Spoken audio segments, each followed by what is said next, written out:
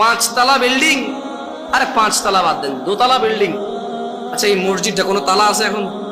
উপরে কি উঠছে? এটা যদি পিলার এখন যদি বুলডোজার দিয়ে ভেঙে দেওয়া হয়, এখানে এটার ভিতরে কেউ এসে বসবে এখন নামাজ পড়তে? পিলার কিন্তু 16-17টার উপরে আছে, জায়গায় 18টা আছে মনে হয়, আরো বেশি হইতে পারে, জানি না। যে স্পেস আরো বেশি হইতে পারে পিলার। এতগুলো পিলারের মধ্যে একটা পিলার যদি মানে কেউ যদি বলে যে ভাঙ পিলারটা ভাঙ, ধর এটা ভাঙ, বসবেন না এখানে? আরে ভাই 20, 22টা 17, 18 পিলারের মধ্যে একটা পিলার ভাঙে গেলে বসবেন না? ভাঙে পড়বে না। মাত্র 5টা পিলার ইসলামের। কয়টা?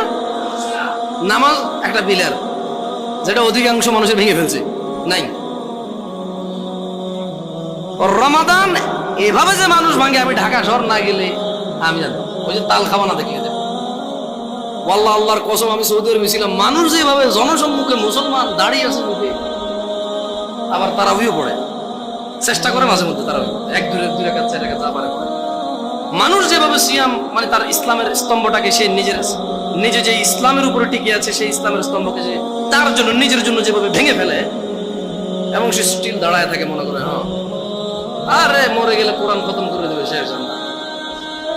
এখানে মানুষ কোরআন পড়ে না, খতম করে। শোনো।